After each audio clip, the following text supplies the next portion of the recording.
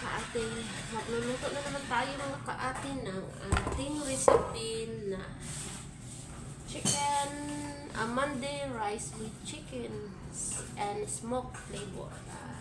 Ito pinakuluan na natin itong manok natin mga kaate. Nilagyan na natin ito ng leaves, luya at saka ano ba yun? Yung buo na paminta.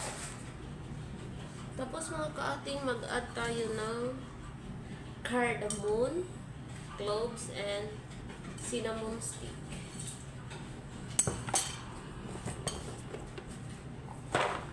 Tapos mag-add tayo ng dry lemon. Mag-add tayo ng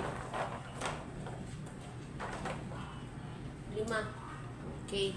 5 yung i-add natin mga kaate kasi gustong-gusto nila yung maasim na maasim. Ayan mga kaate, maglagay na magkuha tayo ng sabaw dito mga kaate ng manok. Ayan. Tapos idagdag natin, ilagay natin dito. Tapos halo-haloin natin mga kaate. Ayan.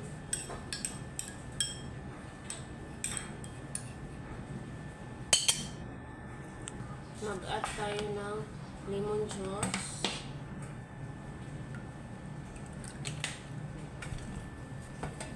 Mag-add tayo ng asin.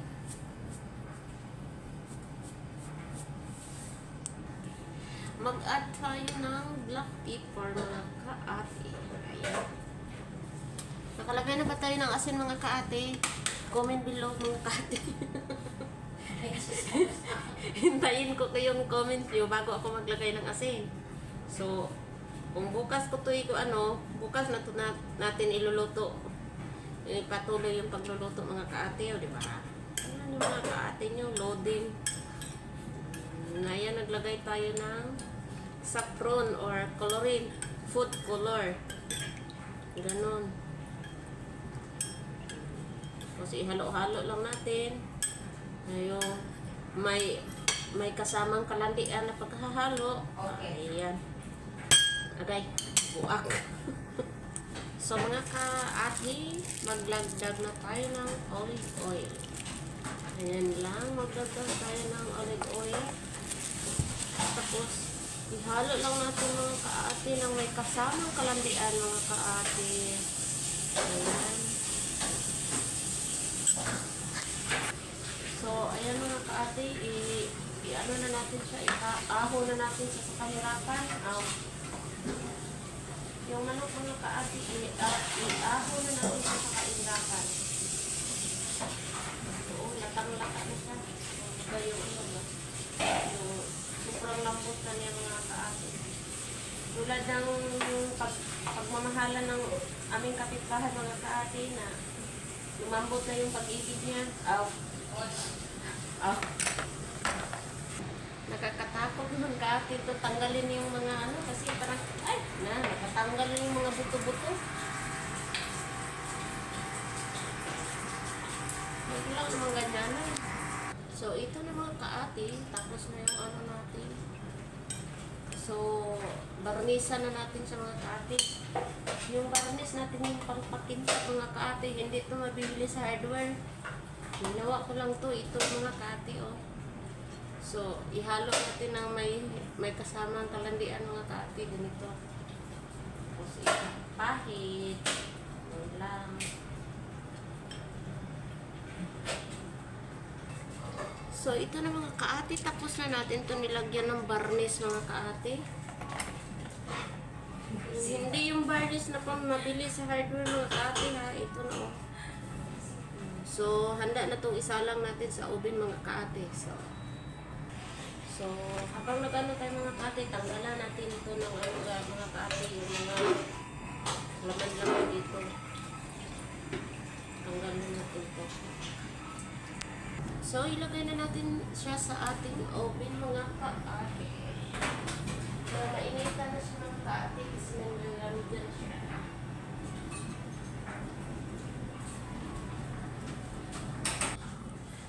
So, ayan mga kaate yung natin mga kaate. So, i-add natin yung ating bigas. So, mag-a-add na tayo ng basmati rice. Naka-ano na to sa tubig ng kaati na siguro mga 30 minutes.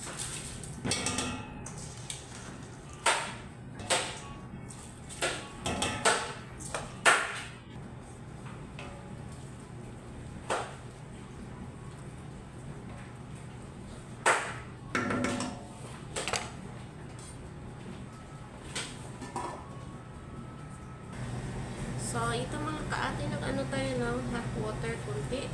Lagyan natin ng food color o saffron. Ay naku, napadami. O, ayan mga kaati. Ihalo lang siya natin na may halong kalandian mga kaati. Ayan. May kasamang kahalandian ate. Ayan.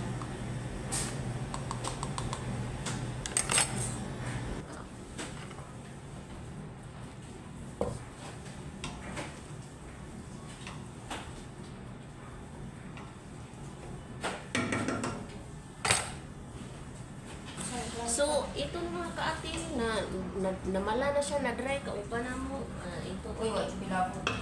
So, tanggalin na natin siya kasi kailangan natin siya ng hindi siya masunog yung ilalim. Kaya ganyan. Tapos, i-add na natin itong mga kaati. Halo muna natin yung may kasamang kalandian mga kaati. Dahan-dahan lang, baka maputol yung bigas. Ayan nila yung maputol ang bigas ng kaati.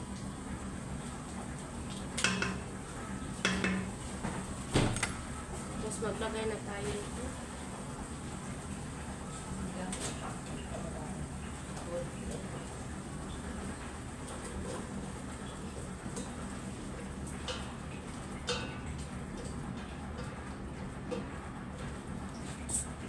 Ganyan ang pagkalagay mga kaati.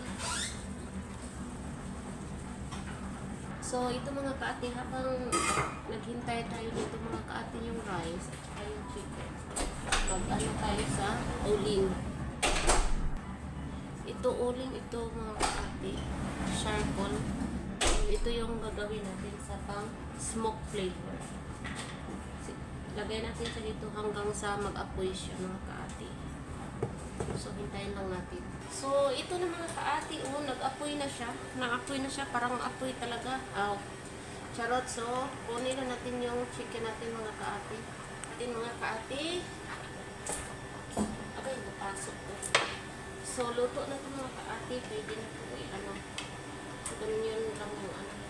Kasi, halo. Alam ako, hindi man ito isa-isa mga kaati. Dalawa-dalawa na ito.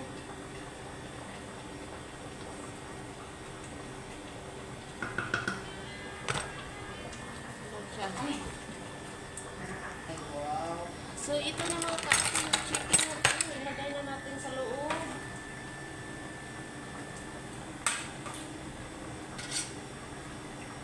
So, ayan mga kaati. Tapos na yung ano natin. So, mag-kunin na natin itong apoy natin mga kaati. Ito na mga kaati yung apoy natin. Kailangan natin mag-add ng olive oil. Yung, ito lang mga kaati, Takpan lang natin mga kaati na hindi makalabas yung usok ng mga kaati.